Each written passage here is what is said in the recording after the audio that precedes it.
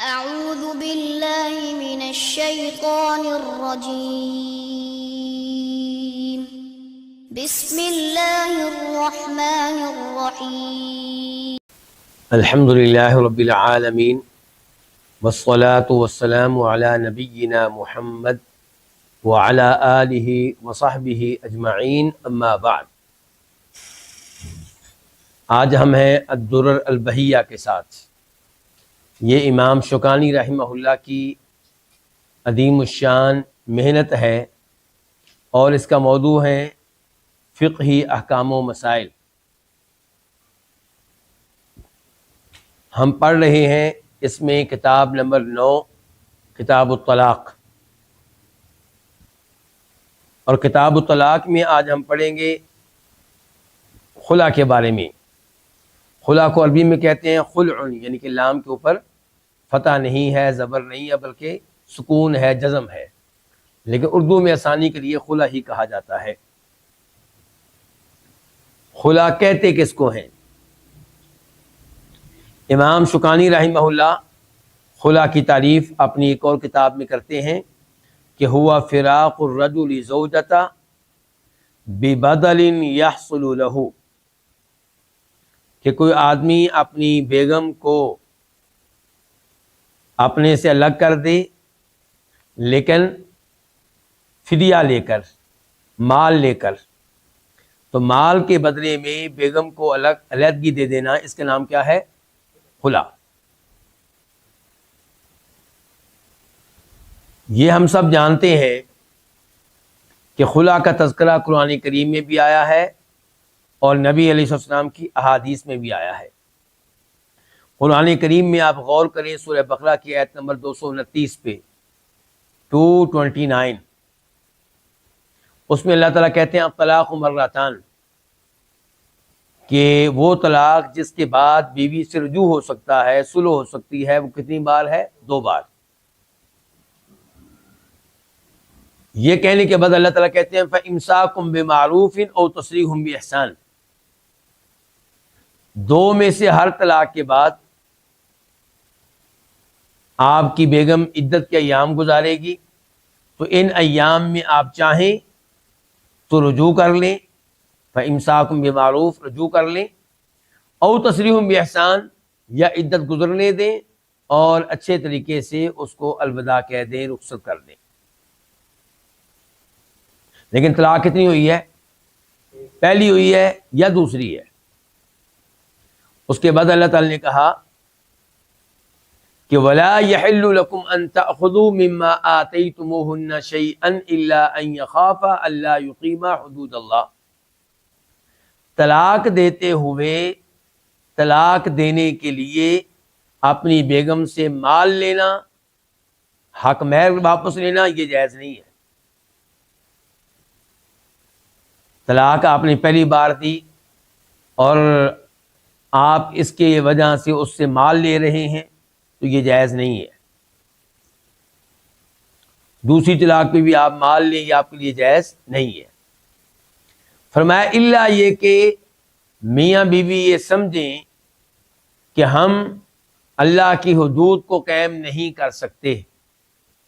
بیوی سمجھتی ہے کہ میں خاوند کے حقوق ادا نہیں کر سکتی، خاوند سمجھتا ہے کہ بیوی میرے حقوق ادا نہیں کر سکتی یا نہیں کر رہی، یا ہر کوئی اپنے بارے میں سمجھتا ہے کہ میں اس کے حقوق ادا نہیں کر رہا، تو حقوق ادا نہ کرنے کا معاملہ ہو تو پھر معاملہ جا سکتا ہے فدیے کی طرف، مال دینے کی طرف۔ عورت چاہتی ہے کہ اسے علیحدگی مل جائے، لیکن اس کا شوہر اسے علیحدگی دینے کے لیے تیار نہیں ہے، تو عورت کہتی ہے کہ تم اپنا حق مہر واپس لے لو، لیکن مجھے فارغ کر دو۔ تو اللہ تعالیٰ کہتے ہیں اس شکل میں فدیہ دینے کی اجازت ہے۔ وَلَا يَحِلُّ لَكُمْ أَن تَأْخُذُوا مِمَّا آتَيْتُمُوهُنَّ شَيْئًا إِلَّا أَن يَخَافَا أَلَّا يُقِيمَا حُدُودَ اللَّهِ فَإِنْ خِفْتُمْ أَلَّا يُقِيمَا حُدُودَ اللَّهِ، اگر تم لوگوں کو لگے کہ یہ دونوں اللہ کی حدود کو قائم نہیں کر سکیں گے، اللہ نے بیوی پہ خاوند کے جو حقوق رکھے ہیں وہ ادا نہیں کر سکے گی اور خاوند پہ بیوی کے جو حقوق رکھے ہیں وہ ادا نہیں کر سکے گا، پھر کیا ہے؟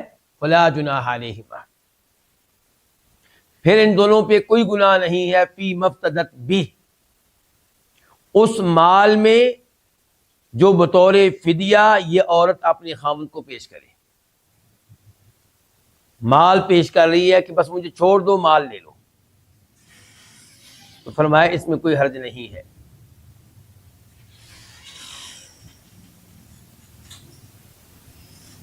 تو اس سے پتہ چلا کہ یہ خلا جو ہے اس کا تذکرہ قرآن کریم میں آیا ہے، کیونکہ یہاں پہ بات ہو رہی ہے علیحدگی کی مال کے عوض میں، اور جب علیحدگی مال کے عوض میں ہو تو اس کو کیا کہتے ہیں؟ خلا کہتے ہیں۔ اور ایسے ہی خلا کا تذکرہ پھر احادیث میں بھی آیا ہے۔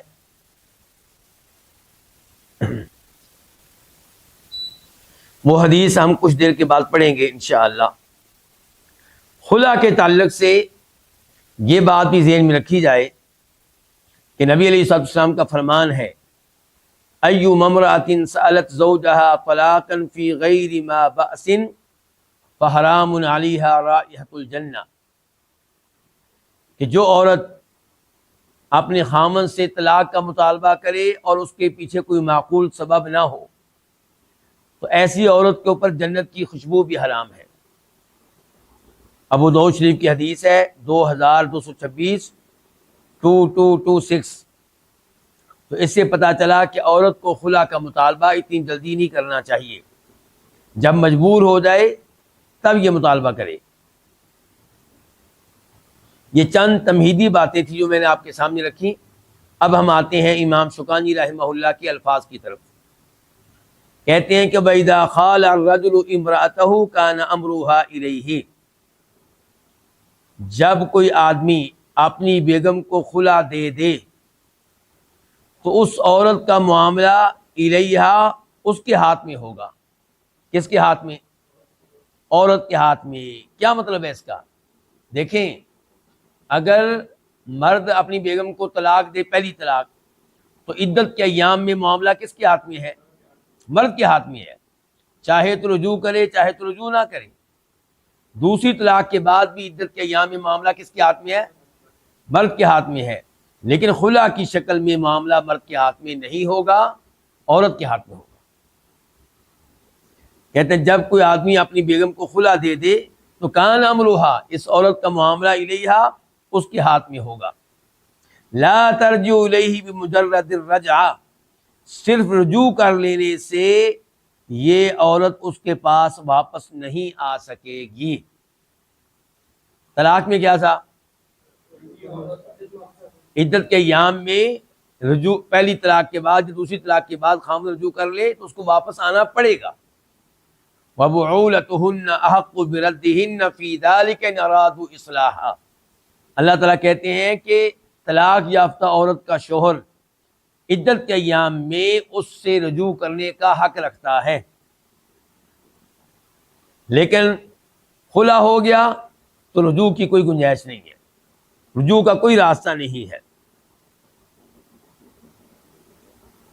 کیونکہ نکاح فسخ ہوا ہے۔ نکاح کیا ہو گیا ہے؟ فسخ ہو گیا ہے۔ وَيَجُوزُ بِالْقَلِيلِ وَالْكَثِيرِ مَا لَمْ يُجَاوِزْ مَا صَارَ إِلَيْهَا مِنْهُ، وَيَجُوزُ، اور یہ جائز ہے، یہ کیا؟ خلا۔ وَيَجُوزُ، اور یہ جائز ہے کہ خلا بالقلیل والکثیر، تھوڑے مال کے عوض بھی اور زیادہ مال کے عوض بھی، شرط یہ ہے کہ ما لم یجاوز، یہ مال اس مقدار کو کراس نہ کر جائے جو اس عورت کو ملا تھا اپنے شوہر کی طرف سے، حق مہر یا اس کے علاوہ۔ مثال کے طور پہ شوہر نے حق مہر دیا تھا اس کو کتنا؟ 1 لاکھ روپیہ، اور اب جب عورت نے مطالبہ کیا ہے کہ مجھے فارغ کرو، چاہے مال لے لو، تو وہ کہتا ہے کہ ٹھیک ہے مجھے 2 لاکھ روپیہ دے دو۔ تو امام شوکانی کے نزدیک یہ ہے کہ وَيَجُوزُ بِالْقَلِيلِ وَالْكَثِيرِ، خلا جائز ہے تھوڑے مال کے عوض بھی اور زیادہ کے عوض بھی، یعنی کہ 50,000 روپے کے عوض بھی، حالانکہ حق مہر کتنا ہے 1 لاکھ۔ تو امام شوکانی کیا کہہ رہے ہیں کہ وَيَجُوزُ، خلا جائز ہے، بالقلیل والکثیر، تھوڑے مال کے عوض میں بھی اور زیادہ کے عوض میں بھی، جب تک کہ یہ مال، خلا والا مال، یہ تجاوز نہ کرے اس مقدار سے جو مال کی مقدار خامند کی طرف سے عورت کے پاس آئی ہے۔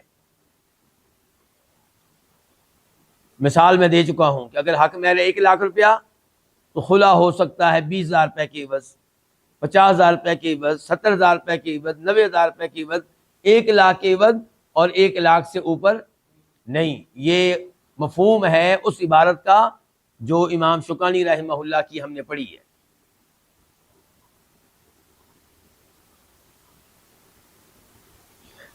دوسرے علماء کرام کا کیا موقف ہے اس بارے میں؟ ایک موقف ہے جمہور علماء کرام کا، وہ کہتے ہیں کہ خلا میں جو مال عورت دے گی اپنے خامند کو، وہ تھوڑا ہو یا زیادہ، جس کے اوپر بھی دونوں راضی ہو جائیں وہ جائز ہے۔ یعنی کہ حق مہر تھا 1 لاکھ روپیہ، وہ راضی ہو گیا 1,000 روپے پہ، ٹھیک ہے، وہ راضی ہو گیا 50,000 روپے پہ، ٹھیک ہے، راضی ہو گیا 1 لاکھ روپے پہ، ٹھیک ہے، 2 لاکھ پہ، 10 لاکھ پہ، 20 لاکھ پہ، ٹھیک ہے، جائز ہے۔ یہ کن کا موقف ہے؟ جمہور کا۔ دلیل کیا ہے ان کی؟ دلیل ان کی یہ قرآن کریم کی آیت ہے جو میں نے آپ کے سامنے رکھی تھی، فلا جناح علیہما فی مفتدت بہ، کہ یہ خامد اور بیوی جو اب سمجھتے ہیں کہ ہم اللہ کے حدود کو قائم نہیں کر سکیں گے، جو اللہ نے حقوق ہمارے اوپر فرض کیے ہیں دوسرے فریق کے تعلق سے وہ ہم ادا نہیں کر سکیں گے، تو کوئی گناہ نہیں ہے ان پہ اس مال کے معاملے میں، ماں جو بھی یہ عورت فدیہ کے طور پہ دے، لفظ کیا ہے؟ ماں، عموم کے لیے ہے، جو بھی، تو ماں عام ہوتا ہے، اس میں تھوڑا مال بھی آتا ہے، زیادہ بھی آتا ہے۔ تو یہ موقف میں نے بتایا تھا کہ جمہور کا ہے، عبداللہ بن عمر کا ہے، عبداللہ بن عباس کا ہے۔ ایک موقف ہے احناف کا، حنفی علماء کرام کا، وہ کیا ہے؟ وہ کہتے ہیں کہ یہ مال کتنا ہوگا اس میں ہم دیکھیں گے کہ خلا کا سبب کون بن رہا ہے۔ خلا کا کیا خامن سبب بن رہا ہے کہ وہ بیوی کے حقوق ادا نہیں کر رہا تھا تو بیوی نے خلا کا مطالبہ کر دیا؟ کیا خامن بن رہا ہے کہ وہ 5 وقت کی فرض نمازیں نہیں پڑھتا تھا تو بیوی نے خلا کا مطالبہ کر دیا؟ کیا خامن سبب بن رہا ہے خلا کا کہ وہ حرام کماتا تھا، سودی اس کی جاب تھی تو بیگم نے خلا کا مطالبہ کر دیا؟ تو اگر سبب کون ہے؟ مرد، تو پھر کیا ہوگا؟ پھر اس کو حق حاصل نہیں ہے کہ مال حق مہر سے زیادہ لے۔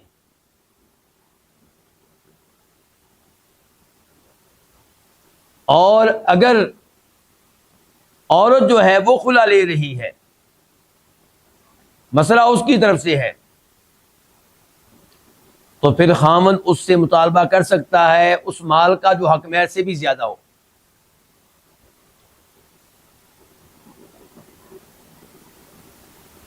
کیا دلیل ہے حنفیوں کی اس بات کی کہ جب سبب خود خامند ہو تو پھر زیادہ مال کا مطالبہ نہیں کر سکتا؟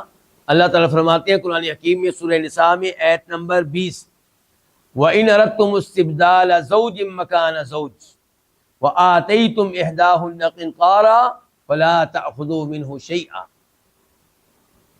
کہ اگر تم لوگ اپنی بیوی کی جگہ پہ کوئی اور بیوی لانا چاہتے ہو، اس کو طلاق دے کے کوئی اور بیوی لانا چاہتے ہو، تو تمہارے لیے حق مہر واپس لینا جائز نہیں ہے۔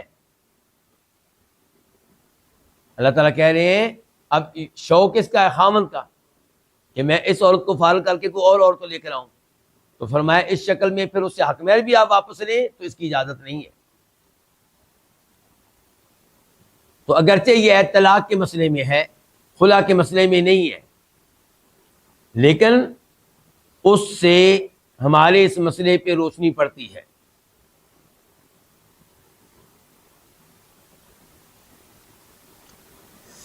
امام شوکانی رحمہ اللہ نے جو کہا ہے کہ خلا جائز ہے مال کے عوض، چاہے مال تھوڑا ہو یا زیادہ، اس موضوع پہ وہ کس دلیل پہ اعتماد کرتے ہیں؟ تو امام بخاری حدیث لے کر آئے ہیں، نمبر ہے اس کا بخاری شریف میں 5273، 5273۔ راوی عبداللہ بن عباس رضی اللہ عنہما کہ ثابت بن قیس کی بیگم آئی نبی علیہ الصلوۃ والسلام کے پاس۔ کہ صحابی کی بیگم ثابت بن قیس بن شماس، انہیں اللہ کے رسول کا خطیب بھی کہا جاتا تھا علیہ الصلوۃ والسلام۔ تو یہ عورت آ کر کہنے لگی، یا رسول اللہ، اللہ کے رسول، ثابت بن قیس ما اعتب علیہ فی خلق ولا دین، ثابت بن قیس جو میرا شوہر ہے، اخلاق کے لحاظ سے اور دین کے لحاظ سے مجھے اس کے اوپر کوئی اعتراض نہیں ہے، نہ اس کے دین میں کوئی مسئلہ ہے، نہ اخلاق میں مسئلہ ہے۔ وَلَكِنِّي أَكْرَهُ الْكُفْرَ فِي الْإِسْلَامِ، لیکن میں اسلام میں، دین اسلام پہ رہتے ہوئے ناشکری کو ناپسند کرتی ہوں۔ کیا مطلب ہے اس کا؟ مطلب یہ ہے کہ مسئلہ اس میں نہیں ہے، دین کے لحاظ سے بھی وہ اچھا ہے، اخلاق کے لحاظ سے بھی اچھا ہے، لیکن میں اس کے ساتھ نہیں رہ سکتی۔ میں اس کے ساتھ رہوں گی تو اس کے حقوق ادا نہیں کر سکوں گی، گنہگار رہوں گی، روز قیامت پکڑی جاؤں گی۔ اور اس کی مزید وضاحت آپ کو مل جائے گی ابن ماجہ کے الفاظ سے، سنن ابن ماجہ کے الفاظ سے۔ وہاں پہ آیا لا اطیقہ بغضا، مجھے ثابت بن قیس سے اتنی نفرت ہے کہ میں اس کو برداشت نہیں کر سکتی۔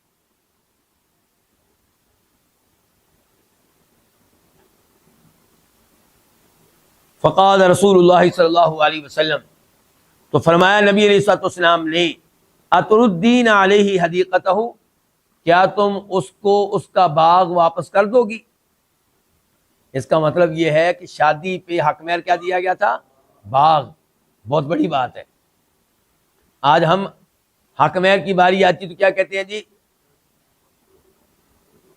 جہیز کی باری، گاڑی چاہیے، پلاٹ چاہیے، وہ چاہیے، یہ چاہیے، حالانکہ یہ چیزیں مانگنا جرم ہے۔ کیا آپ فقیر ہیں کہ مانگ رہے ہیں؟ کیا ہیں آپ؟ یہ آپ یوں کہیں کہ مانگنے کا جدید انداز ہے۔ اور مانگا کس سے جا رہا ہے؟ بیگم سے۔ ویسے کہیں گے کہ میں مانگتا نہیں ہوں کسی سے، میں کوئی فقیر تھوڑا ہوں، میں نے کبھی کسی کے سامنے ہاتھ نہیں پھیلایا، تو یہ کیا ہے؟ اچھا، بہرحال جہیز میں سب کچھ چلے گا، حق مہر کی باری آئے گی تو پھر جناب 1000 روپیہ، 500 روپیہ، 2000 روپیہ، 5000 روپیہ۔ جی ہاں، اور یہاں پہ حق مہر میں کیا دیا گیا؟ باغ۔ تو آپ نے کہا ثابت بن قیس کی اس بیگم سے کہ کیا پھر تم اس کا باغ واپس کر دو گی، حق مہر واپس کر دو گی؟ قالت نعم، جی ہاں۔ قال رسول اللہ صلی اللہ علیہ وسلم، تو فرمایا نبی علیہ الصلوۃ والسلام نے، اقبل الحدیقہ، کہ ثابت تم اپنا باغ واپس لے لو، وطلقھا تطلیقہ، اور اس کو ایک طلاق دے دو۔ اب میرا سوال آپ لوگوں سے یہ ہے کہ پھر یہ طلاق تھی کہ خلا تھا؟ اللہ کے رسول تو کہہ رہے ہیں طلاق دے دو۔ یہ گفتگو آگے آئے گی اس موضوع کے اوپر۔ یہاں پہ یہ نہیں دیکھا جائے گا کہ لفظ کون سا استعمال کیا گیا ہے، دیکھا جائے گا حقیقت میں ہو کیا رہا ہے۔ جب یہ کہا جا رہا ہے کہ باغ واپس کر دو، طلاق دے دو، تو پھر اس کو خلا کہا جائے گا، پھر اس کو کیا کہا جائے گا؟ خلا کہا جائے گا۔ اور اگر کوئی خاوند مثال کے طور پہ اپنی بیگم کو کہتا ہے کہ جاؤ میں نے تمہیں خلا دیا، اور اس سے مال نہیں لیتا، تو اس کو کیا کہا جائے گا؟ اس کو طلاق کہا جائے گا۔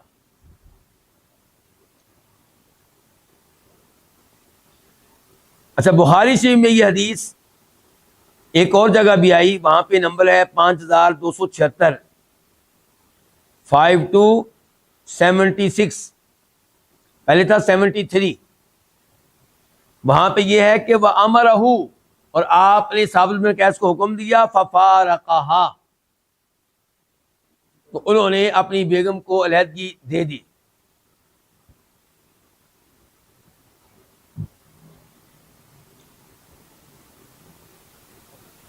تو اب یہ مسئلہ ہم کیا پڑھ رہے تھے بلا اصل میں، کہ خلا میں کتنا مال لینے کی اجازت ہے خاوند کو.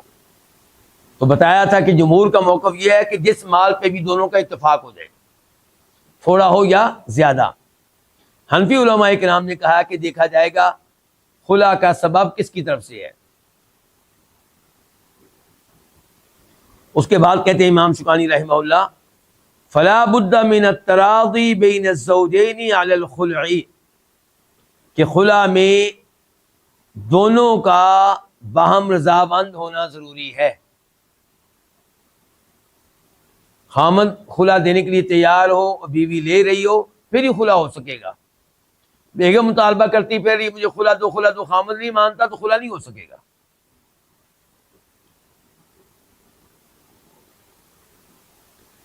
کیا دلیل ہے ان الفاظ کی؟ اللہ تعالیٰ کا فرمان سورہ نساء میں آیت نمبر 128 میں 128، فلا جناح علیہما، خامد بیوی پہ کوئی گناہ نہیں ہے، ان یصلحا بینہما صلحا، کہ وہ آپس میں کسی قسم کی صلح کر لیں. تو یہ بھی صلح کا ایک انداز ہے. تو اللہ تعالیٰ نے کہا کہ اس میں کوئی حرج نہیں ہے. لیکن حرج کب نہیں ہے؟ جب دونوں کیا ہوں، دونوں صلح کے اوپر راضی ہوں. اور ویسے بھی اللہ نے کیا کہا ہے سورہ بقرہ میں، فلا جناح علیہما فیما افتدت بہ، تو دونوں پہ کوئی گناہ نہیں ہے اس فدیے کے معاملے میں، اس مال کے معاملے میں جو عورت خامن کو پیش کرے گی علیحدگی کے عوض میں. تو کیا کہا گیا اس کو؟ فدیہ. کیا کہا گیا بولیے؟ فدیہ. تو یہ لفظ فدیہ کا استعمال بتا رہا ہے کہ اس میں دونوں کی رضامندی ضروری ہے. بیوی فدیہ پیش کر رہی ہے 5 لاکھ روپیہ، خامد راضی نہیں ہے تو نہیں. اس لیے دونوں کی رضامندی ضروری ہے. یہ خلا کی ایک شکل ہو گئی. آگے کہتے ہیں امام شوکانی، او الزام الحاکم مع الشقاق بینہما، یا حاکم، حکمران، جج، وہ پابند کر دے کس کو؟ شوہر کو. کس چیز کا؟ کہ خلا دو. مع الشقاق بینہما، جبکہ دونوں میں مخالفت چل رہی ہے، دونوں میں نفرت چل رہی ہے، دونوں میں اختلاف چل رہا ہے. اس کی دلیل وہی حدیث ہے ابھی ہم نے پڑھی عبداللہ بن عباس کی. ثابت بن قیس کی بیگم کس کے پاس آئی ہے؟ نبی علیہ السلام کے پاس، اور آپ حکمران ہیں. آپ کے سامنے اپنی صورتحال رکھی ہے، خلا کی وجہ بیان کی ہے کہ اللہ کے رسول علیہ السلام ثابت میں کوئی مسئلہ نہیں ہے، نہ دین کے لحاظ سے نہ اخلاق کے لحاظ سے، لیکن میں اس سے نفرت کرتی ہوں، اس کے ساتھ میں نہیں رہ سکوں گی، اور اس کے ساتھ رہوں گی اس سال میں تو میں اسلام پہ رہتے ہوئے ناشکری کروں گی. تو آپ نے حکم دیا، پابند بنایا کس کو؟ ثابت بن قیس کو، کہ بھئی اس کو فارغ کر دو اور اپنا باغ لے لو.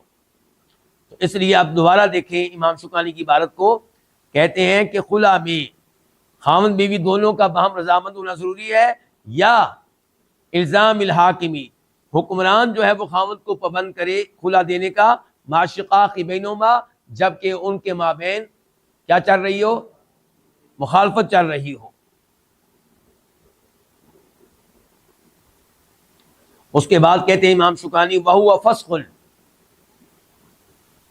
خلا کیا ہے؟ یہ فسخ ہے، یعنی کہ طلاق نہیں ہے. یہ فسخ ہے، یہ طلاق نہیں ہے. یہ بڑی اہم بات وہ کر رہے ہیں. اس معاملے میں ایک حدیث آپ کے سامنے رکھی جائے گی.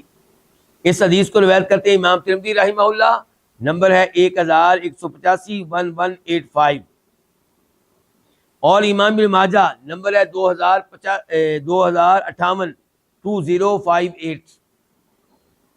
راوی ہیں ربیہ بنت معبد، یہ کہتی ہیں کہ اختلعت من زوجی، میں نے اپنے شوہر سے خلا لیا، ثم جئت عثمان، پھر میں آئی وقت کے حکمران جناب عثمان ابن عفان کے پاس، فسألتہ ماذا علی من العدہ، تو میں نے ان سے سوال کیا کہ میرے اوپر عدت کے اعتبار سے کیا میرے اوپر واجب ہے، کتنی عدت ہے میرے اوپر؟ فقالت، عثمان کہنے لگے رضی اللہ عنہ، لا عدت علیکی، تیرے ذمے کوئی عدت نہیں ہے، الا ان تکونی حدیثۃ عہد بہ، الا یہ کہ تو نے تازہ اپنے شوہر کے ساتھ کوئی خاص تعلق قائم کیا ہو، فتم کسی، تو اگر خاص تعلق قائم ہوا ہے چند دن پہلے خامد کے ساتھ، تو پھر تم ٹھہری رہو، حتی تحیدی حیدتن، یہاں تک کہ ایک حیض عدت گزارو۔ کتنی عدت ہو گئی؟ ایک حیض۔ اور پہلے کیا کہا ہے کہ تمہاری ذمہ کوئی عدت نہیں ہے، یہ ایک حیض بھی تب ہے جب چند دن پہلے میاں بیوی کا تعلق قائم ہوا ہو، تاکہ پتہ چل جائے کہ کہیں حمل تو نہیں ٹھہر گیا، کیونکہ حمل ٹھہر گیا تو پھر آگے شادی کرنے کی اجازت اس عورت کو نہیں ملے گی۔ تو اس کا مطلب یہ ہے کہ یہ طلاق نہیں ہے، طلاق ہوتی تو عدت کیا ہوتی؟ 3 حیض۔ بلکہ اس معاملے میں جو علماء کرام کے اقوال ہیں وہ آگے چل کے میں بیان کرتا ہوں۔ قال، عثمان کہنے لگے، وَأَنَا مُتَّبِعٌ فِي ذَلِكَ قَضَاءَ رسول اللہ صلی اللہ علیہ وسلم، اس معاملے میں میں نبی علیہ الصلوۃ والسلام کے فیصلے پہ چل رہا ہوں۔ فیصلہ آپ نے کیا تھا مریم المغالیہ کے بارے میں، کانت تحت ثابت بن قیس بن شماس، یہ عورت ثابت بن قیس بن شماس کی بیگم تھی، فاختلعت منہ، تو انہوں نے ان سے خلا لیا تھا۔ مراد یہ ہے کہ اس موقع پہ پھر عدت کیا بتائی گئی تھی ان کو؟ ایک حیض۔ اور یہ حدیث صحیح ہے۔ اور پھر ہم نے اوپر دیکھا کہ نبی علیہ السلام نے ثابت بن قیس کو حکم دیا کہ اپنی بیگم کو طلاق دے ایک ہی، اور پھر یہ کہا کہ عدت ایک ہی حیض ہے۔ تو اس سے پتہ چلا کہ خلا جو ہے یہ فسخ ہے، یہ طلاق نہیں ہے، چاہے شوہر اس کے لیے لفظ طلاق استعمال کرے۔ اب آتے ہیں علماء کرام کے اقوال کی طرف۔ ایک قول یہ ہے کہ خلا جو ہے یہ طلاق ہے، لیکن طلاق رجعی نہیں ہے بلکہ طلاق بائن، یعنی کہ ایسی طلاق جس کے بعد رجوع نہیں ہو سکتا۔ یہ موقف ہے امام ابو حنیفہ رحمہ اللہ کا، امام مالک کا، اور یہی موقف تھا امام شافعی کا کسی زمانے میں۔ اس کو کیا کہتے ہیں ان کا جدید نہیں بلکہ یہی موقف ہے امام شافعی کا جدید قول کے مطابق۔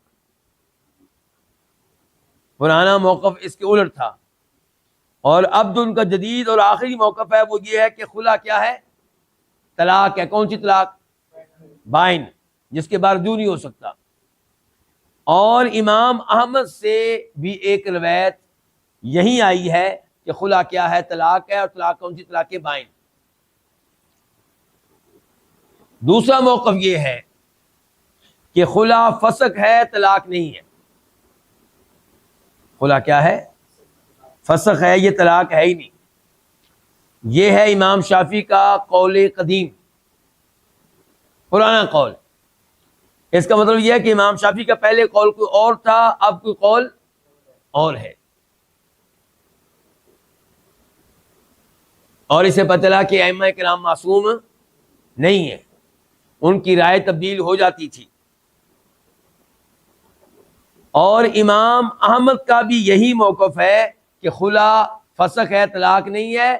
ان سے ایک اور روایت بھی آئی ہے، اور یہ مشہور روایت ہے۔ ایک روایت کے مطابق تو وہ کہہ رہے تھے کہ خلا کیا ہے؟ طلاق ہے، اور طلاق بائن۔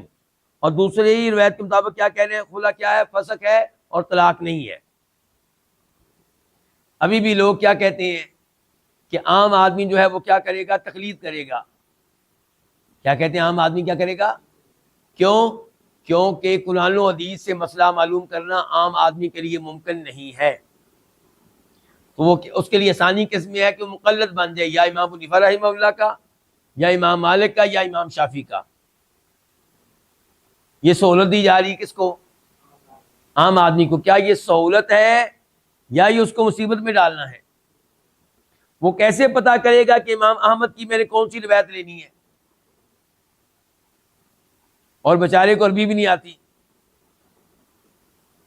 کیونکہ آپ نے خود ہی کہا نا کہ عام آدمی ہے، تو عام آدمی ہے، اس کو عربی بھی نہیں آتی، یا انگلش آتی ہے، یا اردو آتی ہے، یا پشتو آتی ہے، یا دنیا کی کئی اور زبانوں میں سے کوئی زبان آتی ہے،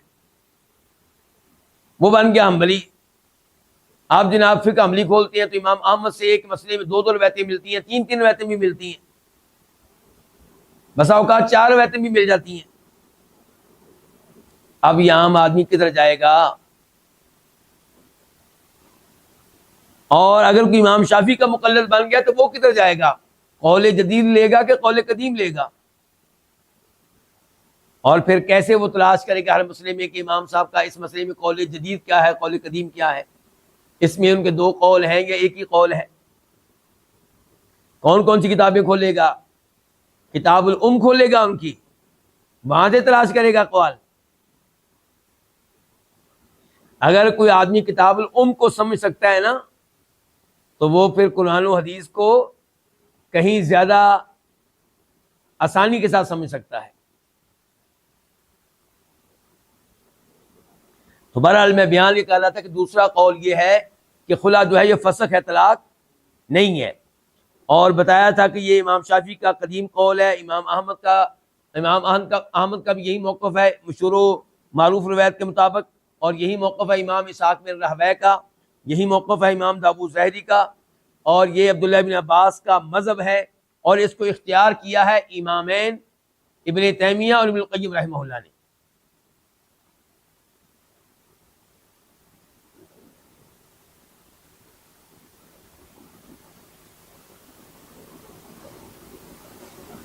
ٹھیک ہو گیا علماء کرام؟ اچھا، اب سوال یہ پیدا ہوگا کہ اب یہ 2 قول ہو گئے، ان میں سے امام شوکانی نے کس کو اختیار کیا ہے؟ فسخ والے قول کو، کہ خلا طلاق نہیں بلکہ کیا ہے؟ فسخ ہے۔ فسخ کا مطلب ہوتا ہے نکاح کو ختم کر دینا۔ فسخ کا مطلب کیا ہوتا ہے؟ نکاح ایک معاہدہ تھا نا، اس کو ختم کر دینا، یہ فسخ ہے۔ تو طلاق نہیں ہوئی بلکہ نکاح ہی ختم ہو گیا۔ اور بتایا تھا کہ موقف ابن تیمیہ ابن القیم کا ہے، تو امام شوکانی نے بھی اسی کو اختیار کیا ہے، اور یہی انشاءاللہ راجح ہے۔ آپ دیکھیں گے کہ دوسری طرف ائمہ کرام کی اکثریت ہے، ادھر کچھ کم ہے، لیکن یہی راجح قول ہے۔ راجح قول کے حق میں جو دلائل دیے جائیں گے ان میں سے ایک دلیل یہ ہے کہ وہ آیت جو آپ کے سامنے میں نے رکھی تھی شروع میں سورہ بقرہ کی، الطلاق مرتان، طلاق کتنی بار ہے جی؟ 2 بار۔ آگے چل کے اللہ تعالیٰ کہتے ہیں فَإِن طَلَّقَهَا، کہ اگر ایک اور طلاق دے دے، فَلَا تَحِلُّ لَهُ مِن بَعْدُ، تو اب یہ عورت اس کے لیے حلال نہیں ہے۔ یہ گویا کہ کتنی طلاقیں ہو گئیں؟ 3۔ اب یہ اس کے لیے حلال نہیں ہوگی جب تک کہ کسی اور جگہ یہ عورت نکاح نہ کر دے۔ 3 طلاقیں ہو گئیں۔ بیچ میں اللہ تعالیٰ کہہ رہے ہیں 2 طلاقوں اور تیسری طلاق کے بیچ میں، درمیان میں اللہ تعالیٰ کہہ رہے ہیں کہ تمہارے لیے حلال نہیں ہے کہ طلاق دیتے موقع پہ اپنی بیگم سے مال لو۔ ہاں اگر خلا ہے یہ کہ تم یہ سمجھتے ہو میاں بیوی کہ ہم ایک دوسرے کے حقوق ادا نہیں کر سکتے، پھر تمہیں مال لینے کی اجازت ہے، پھر بیوی کو مال دینے کی اجازت ہے۔ تو اگر کوئی کہتا ہے کہ خلا بھی طلاق ہے، تو پھر وہ جو اگلی طلاق ہے وہ طلاق نمبر 4 ہو گئی، جبکہ اسلام میں ٹوٹل طلاقیں کتنی ہیں؟ 3۔ 4 طلاقوں کا تو کوئی بھی قائل نہیں ہے۔ تو اس آیت کے اوپر آپ غور کریں گے تو پتہ چلے گا کہ شروع میں 2 طلاقیں، درمیان میں خلا آیا، اور پھر آگے تیسری طلاق آ گئی۔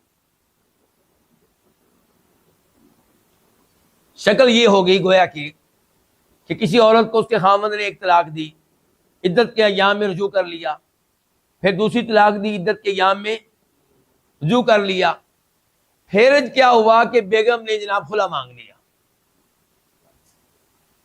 تو اب خلا ہو گیا، نکاح فسخ ہو گیا، دونوں الگ ہو گئے، پھر جناب ہفتے بعد، مہینے بعد، سال بعد، 2 سال کے بعد دونوں نے آپس میں پھر رجوع کر لیا، لیکن رجوع سے مراد ہے کہ دوبارہ سے نکاح کر لیا۔ نکاح کے بغیر تو رجوع ان کا ہو نہیں سکتا، خلا کے بعد نکاح کے بغیر رجوع نہیں ہو سکتا، نیا نکاح ہوگا۔ تو اب نیا نکاح ہو گیا، لیکن ان کے اکاؤنٹ میں 2 طلاقیں پہلے سے موجود ہیں، تو اب کسی وجہ سے خاوند اس کو چھوڑنا چاہتا ہے، تو اب کیا دے گا؟ تیسری طلاق دے گا۔ تو ٹوٹل طلاقیں کتنی ہو گئی پھر؟ 3۔ تو خلا پھر کیا ہے؟ یہ فسخ ہے، طلاق نہیں ہے۔ یہ دلیل میں نے آپ کو دی تھی۔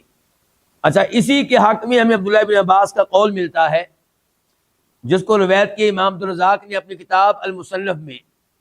اس قول میں کہتے ہیں عبداللہ بن عباس، ما اجازہ المال فلیس بطلاق،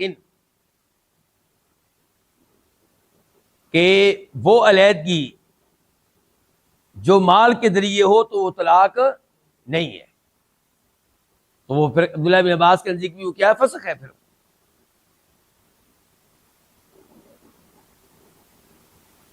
اس کے بعد یہ ہے کہ امام شوکانی کہتے ہیں وعدتہ حیضہ، اور خلا کی جو عدت ہے وہ ایک حیض ہے۔ وہ کیا ہے؟ ایک حیض ہے۔ اس سے بھی پتہ چلا کہ خلا جو ہے یہ طلاق نہیں ہے بلکہ فسخ ہے، کیونکہ اگر یہ طلاق ہوتا تو پھر 3 حیض، 3 پیریڈ یعنی کہ طلاقیں عدت کے ایام ہوتے۔ اللہ تعالیٰ کہتے ہیں والمطلقات یتربصن بانفسہن ثلاثۃ قروء، طلاق یافتہ عورتیں طلاق کے بعد 3 حیض جو ہے وہ انتظار کریں گی، عدت کے طور پہ گزاریں گی، جبکہ یہاں پہ کہہ دیا گیا کہ عدت ایک حیض ہے۔ تو اس سے پتہ چلا کہ یہ طلاق نہیں ہے بلکہ یہ کیا ہے؟ یہ فسخ ہے۔ یہاں پہ ہم تھوڑا سا امام ابن القیم رحمہ اللہ کے پاس چلتے ہیں۔ وہ اس مسئلے میں کیا کہہ رہے ہیں؟ کہتے ہیں وہ زاد المعاد میں کہ وفی امرہ صلی اللہ علیہ وسلم المختلعہ ان تعتد بحیضۃ واحدہ، کہ آپ نے خلا لینے والی عورت کو حکم دیا ہے کہ وہ عدت گزارے کتنی؟ ایک حیض۔ کہتے ہیں دلیل علی حکمین، اس سے ہمیں 2 چیزوں کا پتہ چلا۔ نمبر 1 کہ انہ لا یجب علیہا 3 حیض، کہ خلا والی عورت پہ 3 حیض عدت گزارنا واجب نہیں ہے، بل تکفیہا حیضۃ واحدہ، اسے ایک حیض کافی ہے۔ وہذا کما انہ صریح سنہ، ابن القیم کہتے ہیں کہ یہ مسئلہ معلوم ہو رہا ہے واضح طور پہ کس سے؟ حدیث سے۔ تو جیسے ہی حدیث سے معلوم ہو رہا ہے فہو مذہب امیر المؤمنین عثمان بن عفان، اور یہی موقف ہے جناب عثمان بن عفان کا۔ ابھی ہم نے پڑھا ہے نا کہ ربیہ بنت معوذ نے خلا لیا، جناب عثمان سے پوچھا کہ میری عدت کتنی ہے، انہوں نے کہا تھا ایک حیض۔ کہتے ہیں امام القیم کے عثمان بن عفان کا یہ موقف ہے، وہ عبداللہ بن عمر بن خطاب، اور کس کا موقف ہے؟ عبداللہ بن عمر کا۔ وربیہ بنت معوذ، اور ربیہ بنت معوذ کا بھی یہی موقف ہے، وہ یہ بیان کیا کرتی تھی۔ وعمیہا، اور ان کے چچا کا بھی یہی موقف تھا، وہو من کبار الصحابہ، اور ربیہ کے چچا سینئر صحابہ کے نام میں سے ایک تھے۔ لا یعرف لهم مخالف منہم، اور صحابہ کرام میں سے ان کا اس رائے میں کوئی بھی مخالف نہیں ہے۔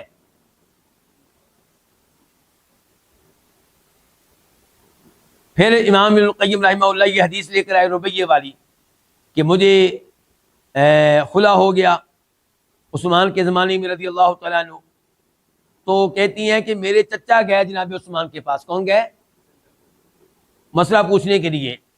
تو عثمان نے کہا تھا کہ معوذ کی جو بیٹی ہے ربیہ، نہیں، چچا نے کہا کہ معوذ کی بیٹی ربیہ نے اپنے خامد سے خلا لے لیا ہے، تو کیا وہ منتقل ہو جائے؟ کہاں؟ اپنے والدین کے پاس۔ تو عثمان نے کہا بالکل چلی جائے، اور اگر اس کا شوہر اب فوت ہو جائے تو اس کو وراثت نہیں ملے گی، جبکہ طلاق میں کیا ہوتا ہے رجعی طلاق میں، اگر پہلی طلاق ہے، دوسری طلاق ہے، عدت کے ایام ہے، خاوند فوت ہو جائے تو یہ عورت جو ہے اس کی وارث بنے گی، جبکہ خلا میں ایسا نہیں۔ اس لیے عثمان کہہ رہے ہیں کہ یہ چلی جائے اور وراثت کا کوئی تعلق آپس میں نہیں رہا، نہ ہی اس کے ذمے کوئی عدت ہے سوائے احتیاط کے طور پہ ایک حیض گزارنے کے۔ تو عبداللہ بن عمر کو یہ بتا رہی ہے، کون؟ ربیہ۔ عبداللہ بن عمر آگے سے کہتے ہیں فعثمان خیرنا واعلمنا، کہ اگر عثمان نے یہ کام کیا ہے تو پھر وہ ہم سے افضل بھی ہیں اور ہم سے زیادہ علم والے بھی ہیں۔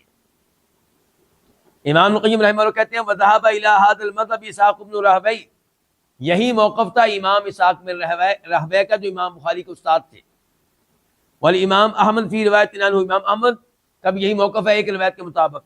اختارہا شیخ الاسلام ابن تیمیہ، اسی روایت کو اختیار کیا ہے ابن تیمیہ رحمہ اللہ نے۔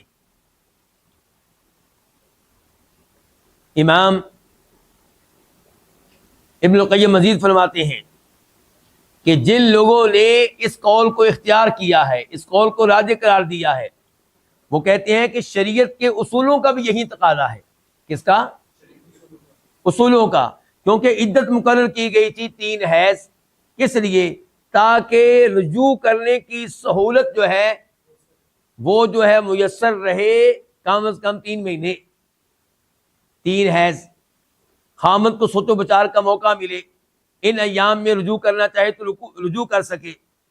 تو جب اب رجوع ہے ہی نہیں، خلا میں رجوع ہے ہی نہیں، تو اب تو مقصد صرف یہ ہے کہ پتہ چلے کہ کہیں یہ حمل کی حالت میں تو نہیں ہے، اور یہ مسئلہ حل ہو جائے گا ایک حیض کے ذریعے۔ مزید کہتے ہیں یہ علماء کرام جنہوں نے اس موقف کو اختیار کیا ہے کہ وَهَذَا دَلِيلٌ عَلَىٰ أَنَّ الْخُلْعَ فَسْخٌ وَلَيْسَ بِطَلَاقٍ، اور اس سے یہ بھی پتہ چلا کہ خلع فسخ ہے، طلاق کس سے پتہ چلا؟ ایک حیض کے حکم سے۔ وَهُوَ مذهب ابن عباس، اور یہی موقف ہے عبداللہ بن عباس کا، عثمان کا، عبداللہ بن عمر کا، ربیہ کا اور ان کے چچا کا۔ وَلَا يَصِحُ عَنْ صَحَابِيٍّ، کسی صحابی سے ثابت نہیں ہے کہ انہ طلاق البتہ، کہ یہ کیا ہے، یہ طلاق بائن ہے، یہ کسی صحابی کا موقف نہیں ہے۔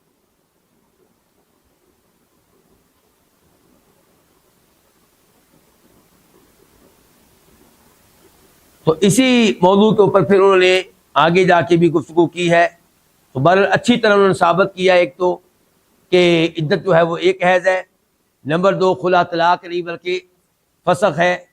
اور اب آپ کہیں گے کہ اس اختلاف کا فائدہ کیا ہے؟ اس کا فائدہ کیا ہے کہ جب ہم جان لیں گے کہ جناب والا یہ فسخ ہے یا طلاق ہے، تو اس کا فائدہ وہی ہے جو پہلے بتا چکا ہوں، کہ اگر کسی آدمی نے اپنی بیگم کو 2 طلاقیں دی ہیں اور اس کے بعد رجوع کر لیا تھا، اور اب بیگم نے کیا لے لیا؟ خلا، تو اگر ہم کہتے ہیں خلا طلاق ہے تو بس کہانی ختم ہو گئی، اب یہ آپس میں ان کی کوئی سلو نہیں ہو سکتی، کوئی نیا نکاح نہیں ہو سکتا، الا یہ کہ وہ عورت کسی اور جگہ نکاح کرے اور وہاں باقاعدہ زندگی گزارنے کی نیت سے نکاح کرے، لیکن خامن طلاق دے دے یا فوت ہو جائے تو پھر پرانے خامن سے نیا نکاح ہو سکے گا۔ اور اگر آپ کہتے ہیں کہ خلا فسخ ہے تو پھر 2 طلاقیں پہلے ہوئی تھیں اور اب کیا ہوا ہے؟ خلا ہوا ہے، تو اب بھی نیا نکاح ہو سکتا ہے، کیونکہ ابھی 2 طلاقیں ہوئی ہیں، تیسری طلاق باقی ہے۔ یہیں پہ آج کے درس کا اختتام کرتے ہیں، اور اللہ رب العزت سے دعا کرتے ہیں کہ اللہ تعالیٰ ہمیں شریعت کے احکام و مسائل اسی طرح اچھے طریقے سے سمجھنے کی توفیق عنایت فرمائے۔ وصلی اللہ تعالیٰ علی نبینا محمد وعلی آلہ وصحبہ اجمعین۔